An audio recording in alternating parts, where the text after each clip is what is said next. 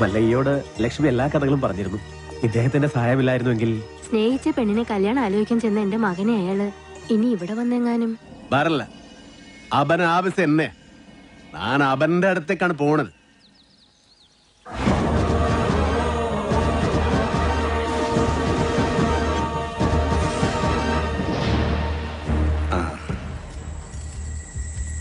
അച്ഛനാ, വളരെയധികം നന്ദിയുണ്ട് മല്ലയ്യ. ഇവനെ ആ നാഗേന്ദ്രൻ ഉപദ്രവിച്ചപ്പോ ഞാൻ അവനെ കാണാൻ ചെന്നിരുന്നു. പക്ഷെ ആ പടിക്കകത്തോട്ട് പോലും അവൻ എന്നെ കയറ്റിയില്ല. അവന്റെ അച്ഛനെ ഒരുപാട് സഹായിച്ചിട്ടുള്ളവനാ ഞാൻ. ഇതിനൊക്കെ എങ്ങനെ പ്രത്യുപകാരം ചെയ്യണമെന്ന് എനിക്കറിയില്ല. സാർ പണ്ട് എനക്കും ഒരുപാട് സഹായം ചെയ്തിട്ടുണ്ട്. അതിന് പകരമായ ഒരു ചെറിയ സഹായം അതിനേ ഉള്ളൂ. ഒന്ന് പുറത്തേക്ക് വരുമ്പോ എനിക്കൊരു ചെറിയ കാര്യം പറയാനുണ്ട്. പിന്നെന്താ? എന്റെ ജീവിതമല്ലാതെ ആയത് നാട്ടുകാരുടെ മുമ്പിൽ ഞാനിപ്പോ ഒരു കള്ളനാ. എല്ലാ സത്യങ്ങളും നിങ്ങളേക്കറിയാം. ഇഷ്ടകാലമായില്ല സാറേ, ഇനിയെങ്കിലും പറയൂ. മസനഗുഡിയിൽ വെച്ച് ഉണ്ണിത്താനെ ആക്രമിച്ചവനെ പിടികൂടി ചോദ്യം ചെയ്തപ്പോ ആര് പറഞ്ഞിട്ടാ നീ അത് ചെയ്തത്? അവൻ വീരുവിന്റെ പേരല്ല പറഞ്ഞത്. സാർ, രക്ഷിക്കണം. എന്ത് വേണമെങ്കിലും ചെയ്യാൻ ഞാൻ. ഉണ്ണിത്താനോട് കൂറുള്ള ഏതോ പോലീസുകാരൻ ആ സത്യം ഉണ്ണിത്താനെ അറിയിച്ചു. കൂടെ നടന്നിട്ട് ചതിക്കായിരുന്നില്ലടാ. ലാഭം കിട്ടുന്ന വകയിൽ ന്യായമായ പങ്ക് തന്നില്ലെങ്കിൽ നീ ചതിക്കൂടാ എന്ന് ഞാൻ നിനക്ക് കൂടുതലേ തന്നിട്ടുള്ളൂ. കണക്ക് പ്രകാരം എനിക്ക് ഇനിയും കൂടുതലേ കിട്ടാനുള്ളൂ. കുറുപ്പച്ചാ വേണ്ട, ഇത് നാട്ടുകാരുടെ പണമാ. ഹീറോ, ആ ദുഡിൻ പെട്ടി എത്കൊണ്ട് ഓടൂ. ഓടിപ്പിടോ.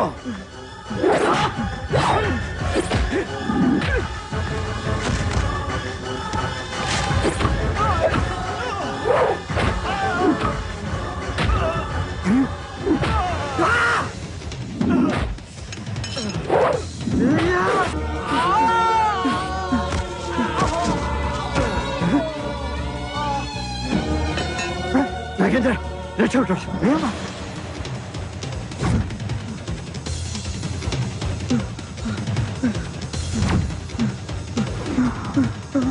കാട്ടാപ്പള്ളി കുറുപ്പച്ചന്റെ മകൻ നാഗേന്ദ്രന് ഉണ്ണിത്താനെ വെട്ടിയത്. മകനെ രക്ഷിക്കാൻ അന്ന് തന്നെ കുറുപ്പച്ചൻ എന്നെ വന്ന് കണ്ടു. പിറ്റേന്ന് തെളിവെടുപ്പിനായി നിന്നെ കൊണ്ടുവന്നപ്പോ വാങ്ങിച്ച പണത്തിന്റെ നന്ദി എനിക്ക് കാണിക്കേണ്ടി വന്നു. പണം മോഷ്ടിക്കാൻ വേണ്ടിയല്ലേ നീ ഉണ്ണിത്താനെ വെട്ടിയത്? നീ മുഗ്ധ തന്നെ, അത് തന്നെ ഞാൻ കേളിതു. ഈ പരിസരത്ത് തന്നെയല്ലേ ആ പണം ഒളിപ്പിച്ചു വെച്ചിരിക്കുന്നത്?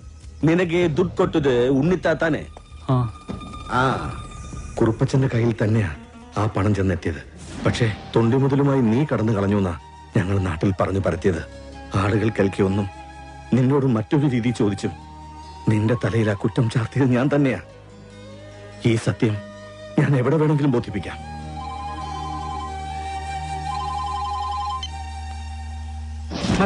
മല്ലയ്യ വീരുവാണ് നാട്ടുകാർ മുഴുവൻ അറിഞ്ഞു. അവരാകെ ഇളകിയിരിക്കുക. നമ്മുടെ ബംഗ്ലാവിനോട് കല്ലെറിഞ്ഞു. ഇപ്പൊ ഇതാ തോട്ടത്തിലെ ഷെഡും കത്തിച്ചു.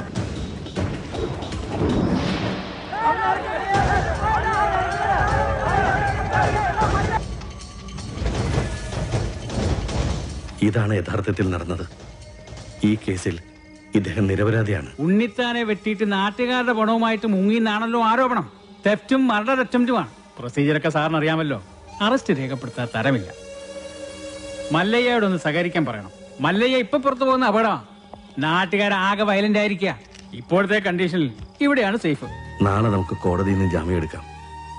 എല്ലാം നിയമപരമായി തന്നെ നമുക്ക് തെളിയിക്കാം. എന്റെ മൊഴി കോടതിയിൽ സോളിഡ് പ്രൂഫായിരിക്കും. പിന്നെ ഈ നാട്ടുകാരുടെ മുന്നിൽ മല്ലയ്യയ്ക്ക് തല ഉയർത്തി പിടിച്ച് നടക്കാം. ധൈര്യമായിട്ടിരിക്കും.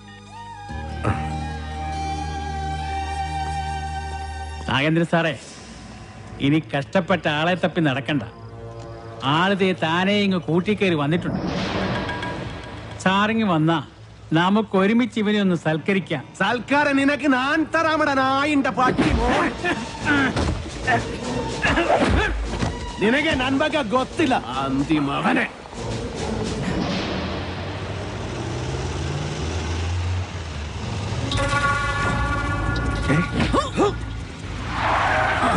നടന്നതെല്ലാം നീ കോടതി പറയല്ലേ?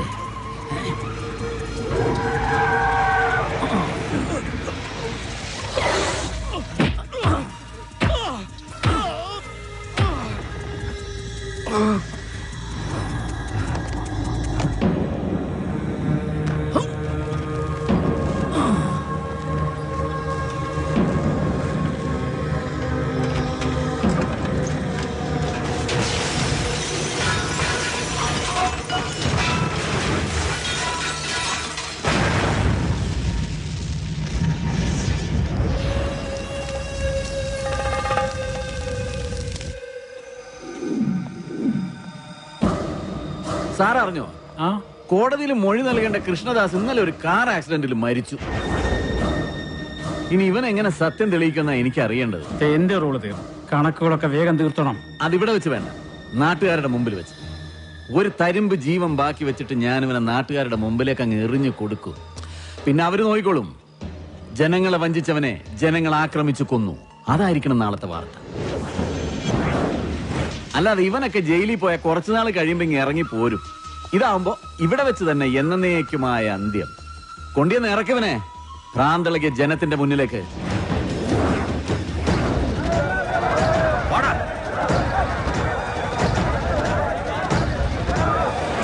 നമ്മളെ ചതിച്ചുണ്ടാക്കുക ഇതെല്ലാം അവന്റേതായി ഭൂമിയിൽ ഒന്നും ഉണ്ടാകാൻ പാടില്ല. വെട്ടി നിർത്താനല്ല, വെട്ടിക്കളയണല്ല, അരിഞ്ഞ് തള്ളണ. പോ.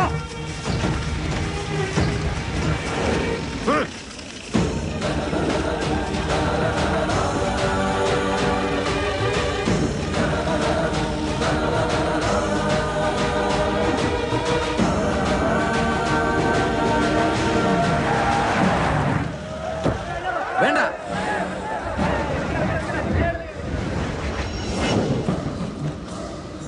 കണ്ടോ? ഈ നാട്ടുകാർ മുഴുവൻ ഇപ്പൊ നാഗേന്ദ്രന്റെ ഭാഗത്താ. ഇവരുടെ മുമ്പിൽ നീ കള്ളനാ. മകളെ കെട്ടിക്കാനും വീട് പണിയാനും സ്വരുക്കൂട്ടി വെച്ചിരുന്ന ഇവരുടെ പണം മോഷ്ടിച്ചോണ്ട് പോയ കള്ളൻ. എല്ലാം കൈവിട്ടു പോയല്ലോ ഗോപാല. ഇനി എന്ത് ചെയ്യും? സത്യം അറിയാവുന്ന ഒരേ ഒരാൾ ഉണ്ണിത്താൻ മാത്രമേ ഉള്ളൂ. ഇനി ഉണ്ണിത്താൻ സംസാരിക്കണം. ഇനി നീ എന്തൊക്കെ വിളിച്ചു പറഞ്ഞാലും ഇവരാരും വിശ്വസിക്കില്ല. ഇപ്പൊ ഞാനൊരു വിരൽ അനയ്ക്കാൻ മതി, ഇവിടെ ഒരു പട്ടിയെ തല്ലിക്കൊല്ലുന്നത് പോലെ നിന്നെ ഇവർ കൊല്ലും. പക്ഷെ നിന്നെ എനിക്ക് വേണം. ഇവരുടെ മുമ്പിൽ എനിക്ക് ജയിക്കണം. എന്നെ തോൽപ്പിച്ചിട്ട് നീ രക്ഷപ്പെട്ടു. എനിക്ക് രസപ്പെടണ്ട. ഇവർ മുന്നിൽ വെച്ച് നിനക്കൊന്നാ മതി. ഞാൻ അച്ഛനെ പോലെ സ്നേഹിച്ച മനസ്സിനെ വെട്ടിയതിന്, ഈ നാട്ടുകാരെ മുന്നിൽ എന്നെ കള്ളനാക്കിയതിന് നിന്നെ കൊല്ലണം. നായിന്റെ പട്ടി പട്ടി മോനെ. വേണ്ട,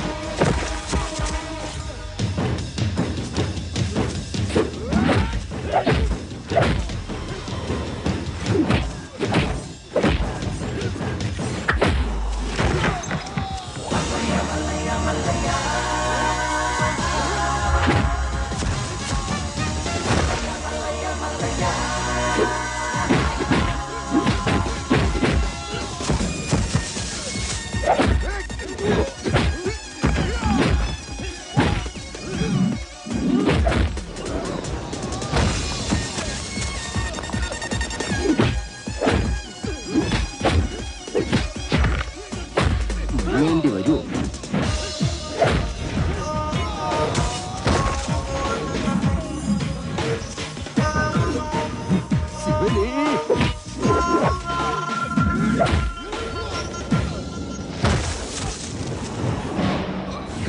ഇദ്ദേഹത്തിന്റെ സംസാരശേഷി ഒരിക്കലും തിരിച്ചു കിട്ടില്ല. ഇനി ആ പ്രതീക്ഷ വേണ്ട. ഇനി എന്താ ചെയ്യാ? ഇനി മല്ലയ്യ പറഞ്ഞൊരു ബുദ്ധിയുണ്ട്. അടിച്ചു കൊല്ലണം അവനെ.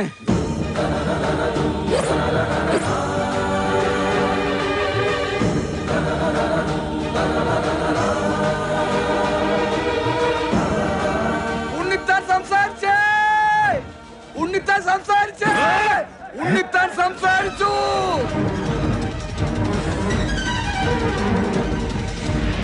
ഉണ്ണിത്താനെ വെച്ചത് മല്ലയല്ല, ഈ നിൽക്കുന്ന പണിക്കരാ. ഞാനോ? ആ, താൻ തന്നെ. തോന്നിയാസം പറയരുത്. ഒരു തോന്നിയാസമില്ല. ഉണ്ണിത്താൻ സംസാരിക്കാൻ ചെയ്ത് ഞങ്ങളത് കേൾക്കാൻ ചെയ്ത്. അതെ, ഞാനാരെയും കുത്തിട്ടുമിട്ടിട്ടൊന്നുമില്ല. ഉണ്ണിത്താൻ വെളിവില്ലാതെ വല്ലതും പറഞ്ഞായിരിക്കും. അയ്യോ എന്നെ ഒന്നും ചെയ്യരുത്. ഞാനല്ല ഉണ്ണിത്താനെ വെട്ടിയത്, ഈ നാഗേന്ദ്ര മുതലാളിയാ. ഈ നാഗേന്ദ്ര മുതലാളി വെട്ടുന്നത് ഞാൻ എന്റെ കണ്ണുകൊണ്ട് കണ്ടതാ. എന്റെ മക്കളാണ് സത്യം. പറ മുതലാളി, പണമിളകി ആന കുത്താൻ വന്നാലും നെഞ്ചും പിരിച്ച് നേരിടണമെന്നല്ലേ? മുതലാളിയാണ് വെട്ടിയതെന്ന് നല്ല അന്തസ്സായിട്ട് നിന്ന് പറ.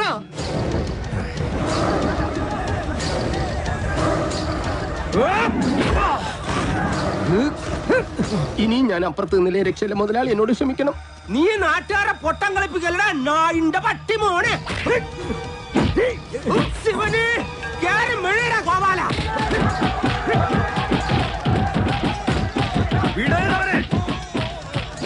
നൻകെ നൻപക്ക ಗೊತ್ತಿಲ್ಲ ನನ್ ಮಗನೇ.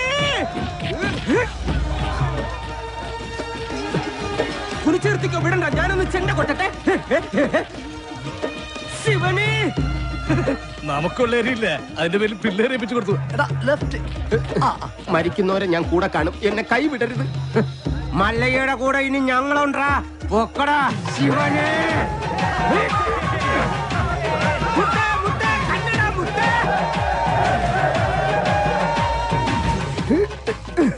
ശിവനെ, പണിക്കാരാ സൂക്ഷിച്ച് തള്ളണേ, കയറ്റമാണ്. ഈ പണിയെടുത്ത് ജീവിക്കുന്നതാ ഏറ്റവും വലിയ പണി. ഈ വണ്ടിക്കാളേക്ക് സമ്മതിക്കണം. ആഹാ, നിനക്ക് ചുമടാണല്ലേ പണി, ഞാൻ വണ്ടിക്കാളയാ. അങ്ങോട്ട് സ്പീഡിന് നടകാളെ. അത് ശരി, നമുക്ക് പണിയും തന്നിട്ട് മല്ലയ്യ കുടുംബാസൂത്രണങ്ങളുമായിട്ട് എങ്ങോട്ടാ? നൻപൊക്കെ ഗൊത്തില്ല നൻ മകനെ. കൊത്തലക്ക് നിർത്തിച്ചില്ലേ? ഹലോ, പിടിവിടല്ലോ പണിക്കരെ, പിടിവിട്ടല്ലേ. ഇന്നിനെ എന്നെ പ്രതീക്ഷിക്കണ്ട, ഞാൻ താഴെ പാറക്കുളത്തിലോ ചാണാക്കുള്ളിലോ കാണും.